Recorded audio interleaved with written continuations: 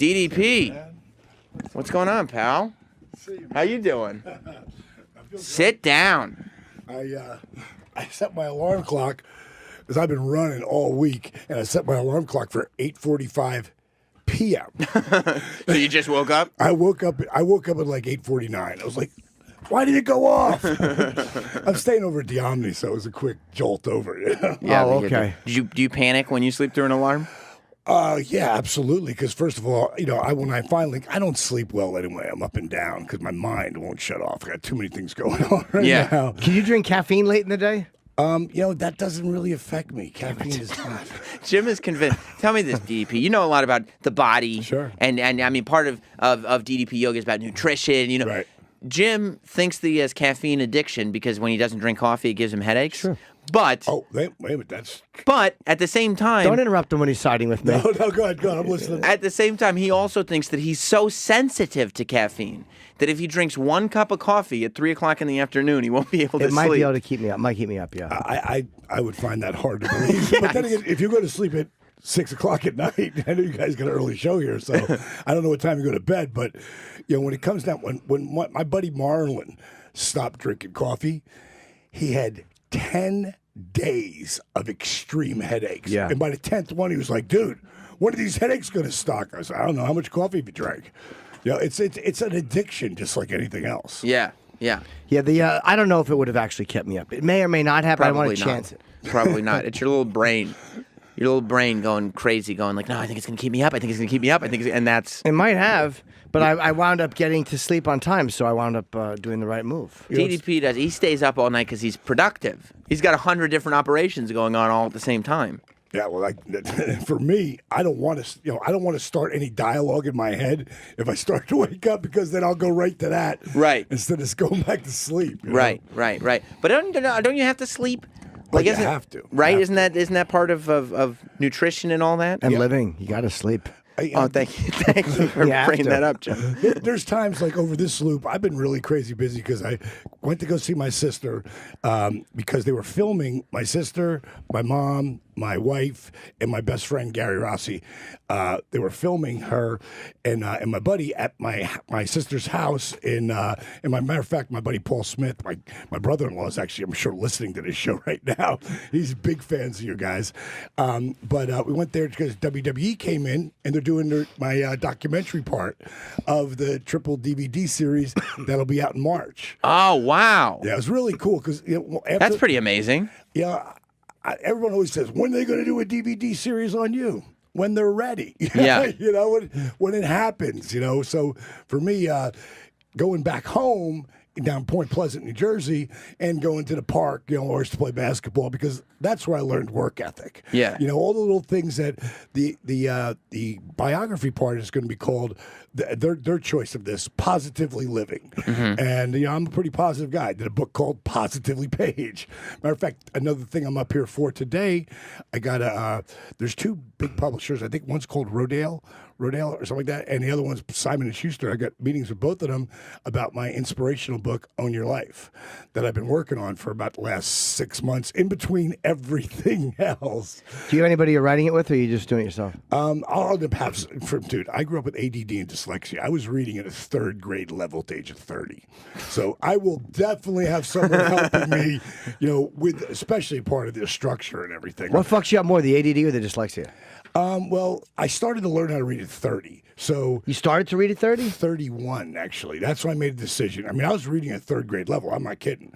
And it was, I didn't know what ADD or dyslexia was. No one knew what that was. Did they call you stupid in school? Well, yeah, that's, not me, but they didn't call me that. But, but they thought we were, right. And I knew I was really smart, but at the same time, that reading thing didn't work for me. So I had to, cheat my way through school.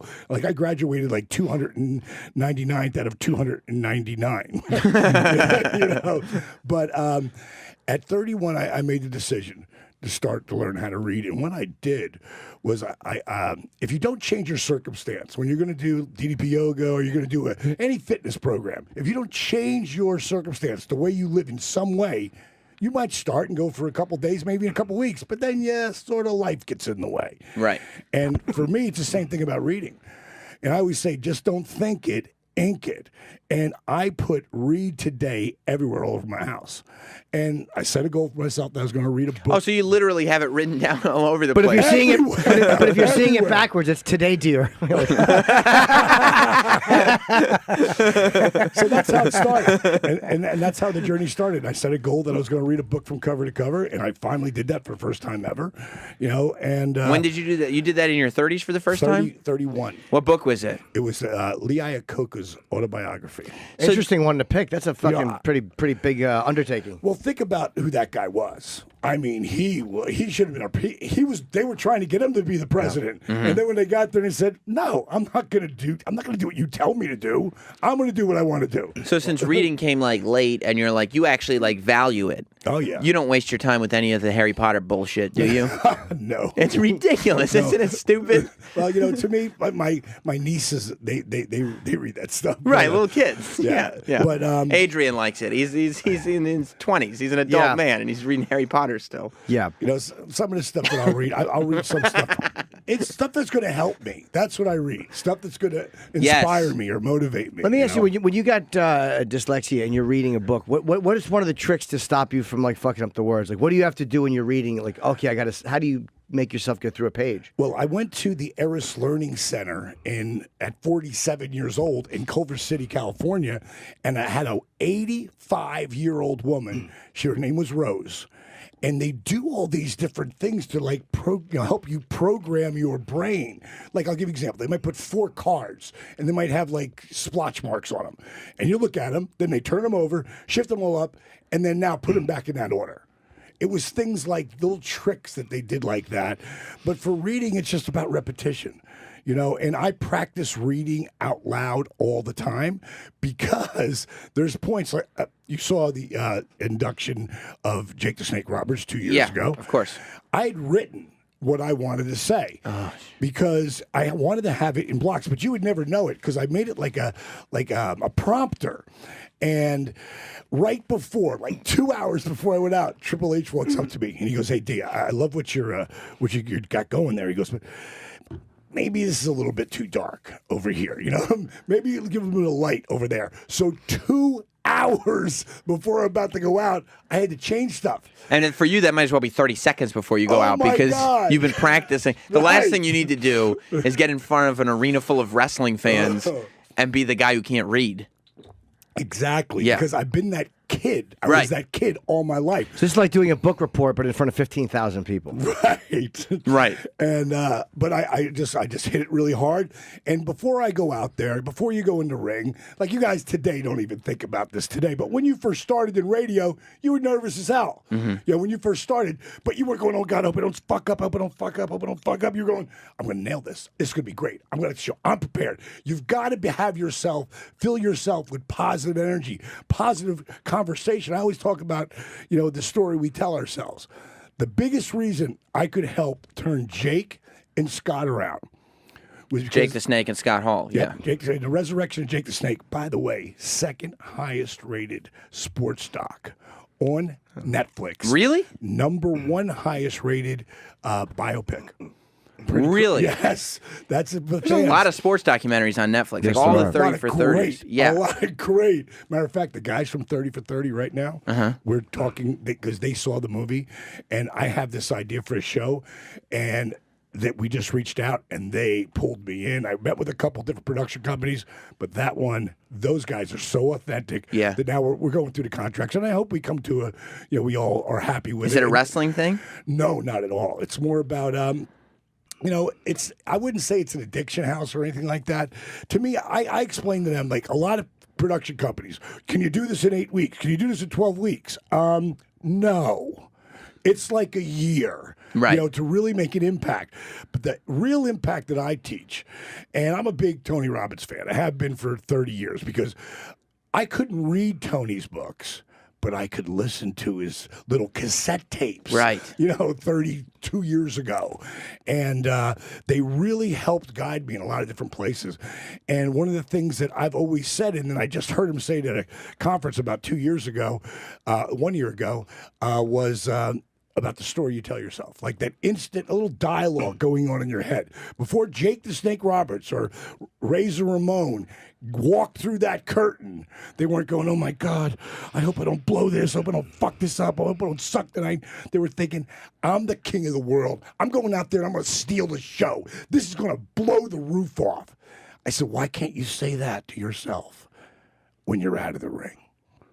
Why can't you start Just apply it to literally everything you do. Everything. Yes. The only scary thing about that, and this is where I've always given myself negative messages before I go on stage, is because if, like, for me, if I give myself a positive message, this is going to be fucking amazing, and then the first joke bombs, I'm like, oh no. I was wrong. Oh no. But you see, that negative talk as a comedian can work for you. Yeah. Yeah, that's the only place. You make it work. It might be the only place it works. Right, yeah, the positive talk would be like, I'm going to make this fucking work, and even if it doesn't work, I'll still be able to make it work. Right. That's what you say, Jim. I've That's never the said that. positivity. Not like, oh, this might suck. I probably shouldn't vocalize that to the audience. That's where I've been going wrong. I've been going out and going, look, this is probably not going to be very good. Trying to lower their expectations. I guarantee you get a huge laugh out of that. Yeah, that would. So were you like a late, like when you're a young guy in your teens and 20s, are you still motivated to do things? Because it seems like everything, a lot in your life anyway, started late, whether it's, reading in your 30s or wrestling didn't start until like even after that. What are you doing in your teens and 20s? Well, you put everything into sports. Yeah. At least I did, because it ain't going to work with the studies. So at 12 years old, I was pretty damn good football player. And What position? Defensive end and center. Play both ways. Pop Warner. But we had a pretty good group of guys at that time. And to me, no doubt in my mind, I was going to play defensive end for the New York Giants. That's my mindset. I'm 12. Right. And I played hockey. And I made this team that was 14 and 15-year-olds. I was 12. That next day, I walked out in front of a car, hit my right knee, my face bounced off the hood, and I flew 42 feet from point of impact. Wow. And no more football, no more hockey. I begged my mom to take me to see Dr. Nicholas. Up here, he was the New York Jets doctor at the time. He had worked on Willis Reed, and he worked on Joe Namath. So you're like an obsessive fan that knew all that stuff. Well, I guess I must have, because that's how I found him. And I begged my mom. And she's a single mom, and I'm living with my grandmother. I begged her to take me to see him because he could fix my knee. You know what he told me? You're never going to be Joe Namath. You're never going to be Willis Reed. He literally said that to me. He said, you need your knee is pretty screwed up. He's like, I can't really do anything with it where it's at right now. And, you need to work on your studies. They tried to tell that to Booby Miles, and he fucking freaked out on the doctor. Who's Booby Miles? You ever seen Friday Night Lights? No. Oh, right. Yeah. I watched that yesterday. Oh, it was not just that movie, but that series. And the series is great. Unbelievable. I named my dog Lila Garrity. Did you really? Yes, I did. Oh, I love that. Is she from that series? She is. She's smoking. She is. She's ridiculous. She's the blonde on it. But, so, you get to the doctor, and he's like, you're not going to play football, dude. All right. I was pretty depressed. I call that emotional gravity. Do you think you were as fucked up as he said, or was he just trying to guide a young guy into his studies? Well, I don't think he's trying to guide me into my studies. I guess he didn't think I was going to be a Diamond Dallas Page. Right. Right. It was the first time that someone told me what I couldn't do, and I'm like, you know what? Fuck you. If I can't do that, I'll do something else. Right. And I always loved it. For my whole beginning of my youth and in my career, I was trying to prove everybody wrong. Today, I try to prove myself right. Again, the message you said yourself, and... Oh, I see. So, because proving yourself wrong is coming from that negative perspective on things. Right. Because now you're listening to the people that are like, you're going to maybe be a manager in wrestling, but you're too old, you can't start now, blah, blah, blah.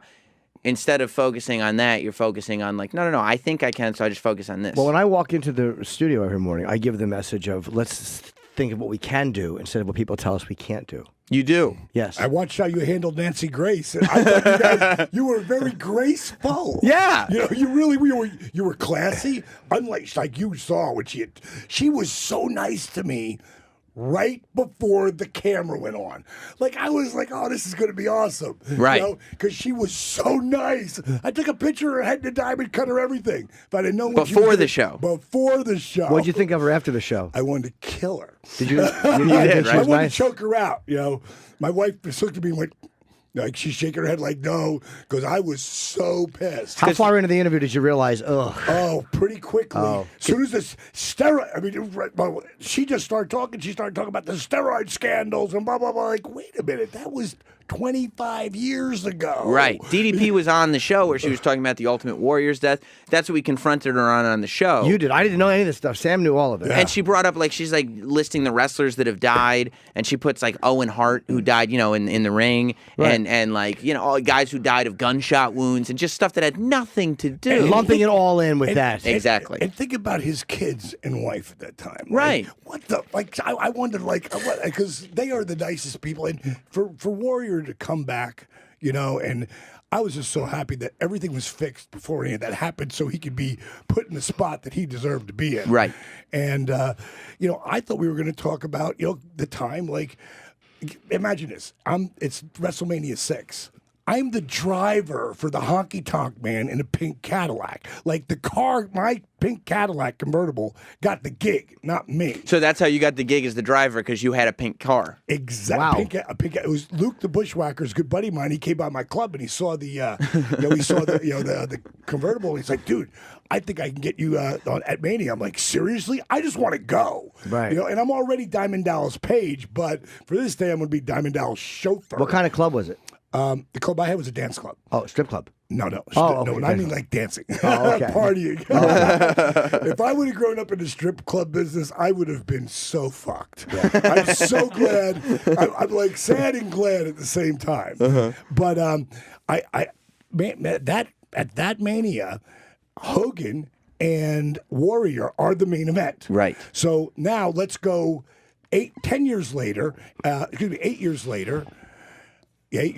and now I'm the main event with Goldberg, and I'm sharing it with Warrior and Hogan with WCW. So when Warrior comes in, like, he calls for, he has someone get me and Goldberg. And we go to see him, and he was so cool. He was so gracious. And he goes, I want you guys to know, you're the reason why I'm doing this. I see you guys having so much fun.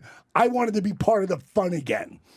Wow. Like, that's what I wanted to say. Yeah. Nancy Grace. And Warrior's the guy who at the time was bitter about the business. So the fact that he saw that it was fun again. Yes. He was like, I want to go back and have a good time. Like, he liked it. And he, because he loved it growing up and the whole deal. But, that we were a part of helping him want to do that. Like, that's what I wanted to talk about. Is that what they brought you in saying that you were going to talk about? You know how they always, they tell you one thing and you assume because of what happened, they're going to have some memories of the Warrior that I didn't really think. As soon as she started, I thought, oh my God, dude, you're on TV with Nancy Grace now, like the killer. Yeah. 'Cause she can be a sweetheart. You've seen her be that too. Right. I thought that was one of these things, especially when she was a fan. Well, they say she's a pig in sheep's clothing. It's a lot of wool. That was stiff. I would say that. Yeah. I mean, look, she went on like The View and all the shows after she did our show and acted like this sweet lady was the victim of everything. Like, she was just bombarded. She walked in here, and Jim and I just completely just... Did she talk about it? Oh, yeah, she was... Self-high five! Yes. What a baby she was, though. What a baby. She went on The View, and she called us Beavis and Butthead. Yeah. It's the best. All bullies, no matter what, they can't take being bullied. Right. And you weren't even bullying. You were just asking for some facts. Like, let me call you on your shit. Yeah, right. You were both... Like, I was like, wow, these guys are really doing this nicely. Yeah. But, she knew right away, oh, my God, they're doing to me what I do to people. For a real griller in interviews, she fucking collapsed fast. Like, looked like she was willing to fight. Like, she's definitely ferocious, but then she just ends the interview and leaves. It was like, what are you doing? Yeah, and you're on TV, so you can't exactly, when you're on her show, you can't. That's what I'm thinking, right. Sam. I'm thinking if I get up and walk away, I'm going to embarrass the business. Right, because it makes it look like you are on drugs and won't tell anybody about it. Right. So you can't. I'm just breathing and saying, and I remember talking about it because And I said it then. I've said it numerous times. WWE has the highest standard of policy, like for drugs and everything, like because of so many guys have gone down, you know, over the years. They have the strictest policy, way stricter than the NFL, right, or the MLB, like way stricter. You got some painkiller in you somewhere. You better have like the exact reasons, the doctor, everything, and they're just the guys today. They don't do pills. Right. My day, everybody did, you know? And, you know, again, today these guys they're not out partying all night long. I'm not saying they don't party, but not like we did. You know, they're playing video games or on computers. And, you know, it's just a different generation, you know? Yeah. And I'm happy for them because there's a lot of amazing athletes out there. You so know? she ambushed you, basically. Yeah. Again, but so nice before, Jim. Like, so what do you do after the show? Like, what do you do once the segment's over and she goes, "Well, thank you, Dallas, for joining us." I don't remember what I said, but I know I said something in a way of like, "Go fuck yourself," but I didn't say that. Right. I said it very classically. Language. This is my house. So stupid. I just knew, knowing the internet. Yes. I knew the fallout, what was about to come. Right. Because you remember, I went and did your show. Oh, yeah. Right after that. You did. And you dropped the C-bomb on her. What'd you say? You know the C-word. I'm not as mad today. He goes like, and he was like, I don't even want to talk about it because I remember you're like, Sam, I'll talk to you about it, but I'm not talking to anybody else about it after this. And I didn't. And you go, and I didn't see it coming. But Dallas looks at me and he goes, Sam, I'll tell you, Nancy, she was a cunt. And I was like, yes. I was so mad because, again, the fallout that came on the internet, and I was more worried and concerned with the family. Forget me, you know. I didn't want them to feel that, you know. And it was so. I saw his wife and his kids. They're the nicest people, man. You know, I always make sure I come. You know, the company brings me in for some signings and stuff every WrestleMania because it's such a spectacle. I love going. I love going to the Hall of Fame. I love going to the different events and stuff. I haven't been to the NXT shows, but this year I'm going because Triple H has really built that whole NXT brand. Yeah. I mean, that's his baby, you know, and these kids that they got, what I love, and this is what was a part of our generation, especially with the whole NWO and the war and us at one time kicking WWE's ass. Yeah. I love the fan interaction. Like, I used to love to watch ECW because of the fans. So even when you were wrestling, you were watching other wrestling. Everything. I'll tell you a story about Triple H. I've told this before. Because I watched everything. When I first came up with the diamond cutter, it was given to me by Johnny Ace, and he did it with one arm. So I had to change it and do it with two and do it as a hold called the cravat. And what is the diamond cut? I don't know what that is. The diamond cutter is where I would get a guy's head, like right here, and then I just kick out. Now, you can go with me and we can dance together, or you can try not to go or hesitate. You're still going. Right. And I want to switch. Right. So if there's resistance, you're getting your neck broken. You're still going. Yeah. So Triple H was there that day when Johnny gave that to me, and then I started to take it out of nowhere. And people want to be surprised. And my finish, even if you're not a wrestling fan, because it came out of nowhere, the crowd would pop. Right. And Triple H was there today, and one day, because I watch everything, I see he did it to somebody. He had his own finish, the pedigree, which is amazing. But one day, because he does so many different moves and stuff and understands the psychology of business, he caught a diamond cutter out of nowhere. And I was like, oh, no, not him. Because he's the only guy who had, like, my work ethic. He's got even sicker work ethic than I do. And I called him up. And he answered the phone. I was like, hey, Paulie, hey, Dally, what are you doing? I said, I got a favor to ask. He goes, sure, what do you want? I said, no, don't say yes yet. Yeah. Don't say yes yet. I said, because I have no right to ask you. Because, in the two different federations, each one could have the same move. Sting had the Scorpion Deathlock and Sharpshooter. Sharpshooter. Yeah. Sharpshooter. When I wrestled, I did the chop like Chief J Strongbow. You didn't do the claw? No, I did the chop. The chop, was that your finisher? It certainly was. That's a very weak finisher. Hey, if the guy went down, that's all that matters. 1, 2, 3. I guess so. So, of course, you were bigger then, right? I was much bigger, yes. We used to do a lot of Bob Backlund knee walking. I did, yeah. So that lower leg strength. That was only on dates, though. So the bottom line is, I tell him, I say, you know, Paul, you got that great finish, you know, and really, all I got is this move. This is like what I got. It's like it's exploding my career.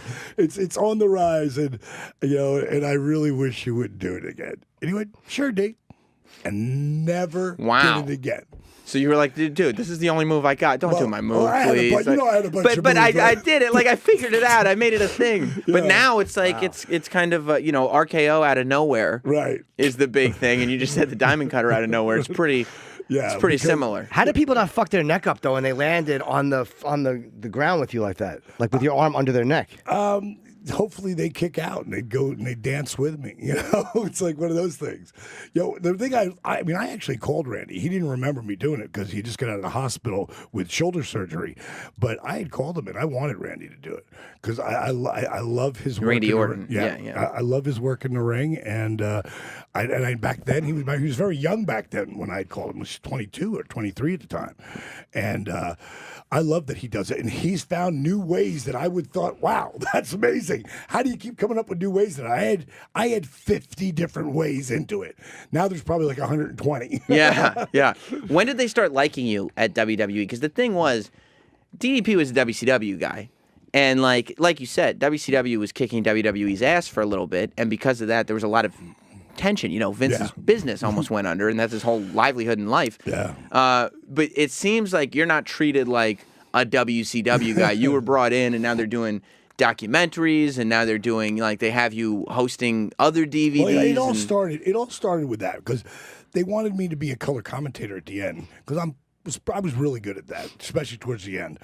And you have to be in it.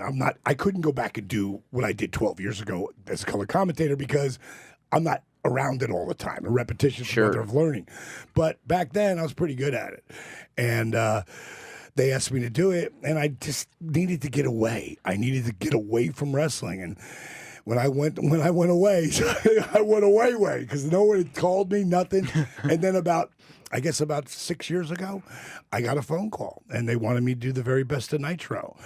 And the original script that I read, I didn't call them back. And they called me, and they said, so, you know, did you get the script? I was like, yeah. He said, so what do you think? I said, I think you don't want me to do this. And they were like, no. We really want you to do this. And I said, well, I'm not going to say some of the things that you say. I get that history was written by the winners. I mean, I get that more than anybody. Gotcha. Right. So there was some things that were skewed certain ways. So they're making it seem like, you know, Nitro was always this kind of little show over here, and DDP is there as opposed to something that actually beat them for a while. Right. Yeah. I said, you saw when we beat your ass for 89 weeks, right? I mean, you saw that, like we trampled you. I said, so there's certain things I'm not going to say. And he goes, so change them. And I was like, really? Okay. And then I learned it from bell to bell. Me and a buddy of mine named Matt, who's really great kid and really understood the business. And I wanted what the fans wanted to hear. So Matt and I actually wrote my dialogue together. And we did it for all 3 Best of Nitros. And really, really sharp kid. Then came, you know, the show-ups of Legends. I would be up on Legends for Raw once in a while. Sure. And then they brought me in for the, what was the next thing that was really big? Oh, yeah, the 1000th episode. I just showed it up on your video screen. I was hitting Heath Slater, who's all over their TV right now. Yeah. He's a hell of a talent. I'm so happy that he's getting the opportunity, because that's what it's all about. He put a lot of time in, now he's getting the opportunity. But he took a beautiful diamond cutter for me, and the crowd, wow, you know. Next thing I know, I'm back there for old school Raw, and Triple H gives me a little infomercial in the back. You know, he's like, do that thing where you pull your foot over your head. You know, gets a huge They let him pop do every like time. they let DDP show up. You know how Vince likes to advertise his own stuff. You know, they let DDP show up and do a whole promo with his DDP yoga T-shirt on, doing yoga. Like he's basically just selling. It was like that in Shark Tank. I feel like made you a millionaire. I'll tell you what happened. Not only that, but also Jake showed up that night. And no one had seen Jake on TV for 16 years because he was like baddish. Yeah. Because of such, drugs, alcohol, all that, and he was a bad example. But now he was turning it around. So this was a big deal. That day, it blew our internet up for ddpyoga.com. It blew us up so much, it shut my site down.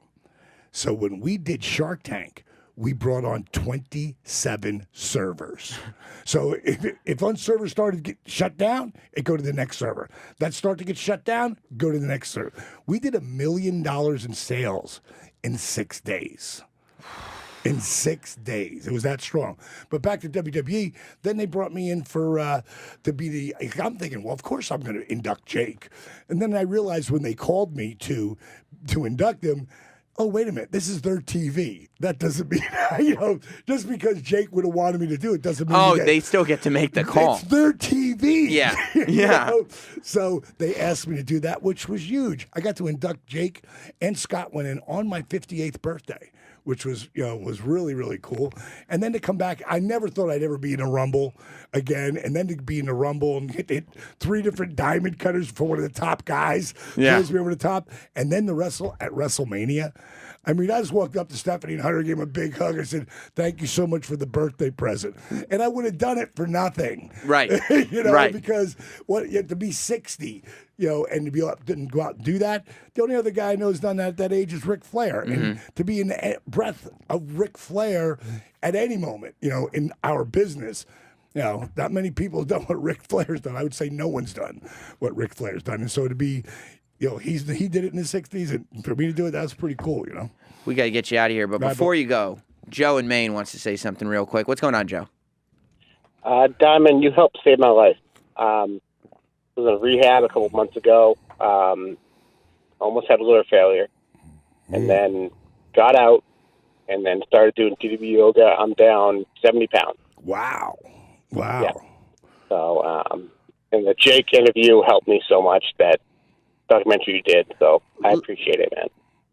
Thank you for saying that, man. I'm glad to hear you're on the right track. That's awesome. Thanks, Joe. If you have like a co-host, DDP, who's got like an annoying little paunch in his belly that he stares at sometimes during interviews and gets disgusted at, yes. Is that something you think DDP Yoga can take care of? Well, is it possible? DDP Yoga is never set up as a weight loss program. Uh-huh. But I've had people lose literally hundreds of pounds because this is how I get your heart rate jacked up. And, I always say that most yogis are very namaste. DDP yoga, way more T and A. Okay. A lot of tone and attitude. It's a workout where you get your heart rate jacked up. It's more of a cardio thing to me than anything, and also breaks up scar tissue. So it gets you more flexible, makes you stronger. It's why I can do what I can do at 60 years old. And then one thing I do want to leave you with here. Yes. Did you get a chance to see the DDP video wake up alarm clock yet? I saw it, but Sam refused. I haven't seen it yet, but I've heard about it. Dude, I'll tell you what. Right now we've got about 10 alarms up there, and a lot of them are, inspirational, but there's some ones that are really funny. There's ones that are ridiculous, and all I'll say is Jake Roberts, DDP, tap dancing. Oh my God! And is this on if you've got an iPhone, you can go to iTunes. You get on the app stores and stuff. It's everywhere, and it's a free app. All right, well, check it out. And when you do get it, make sure that you set it for AM, not PM. Yeah, you can go to ddpyoga.com. You can follow DDP at RealDDP. I hope this went better than the Nancy Grace interview. yeah, it did. And one last thing, I can't believe I forgot it. DDP Yoga Now is now an app, and it's also everywhere. And it's got everything on it, from inspirational to food, cooking shows. Today's Motivational Monday, and I'm out of here right here. But Motivational Monday, I talk with Jake. I interviewed Jake where he is today. And for anybody who wants to see that, there's a free app on DDP Yoga Now, and then there's a subscription. But the free part has all the inspirational stuff and has that interview, guys. So check it out, Sembo. Great seeing you again, buddy. Thank you, buddy. Thank you, Jim.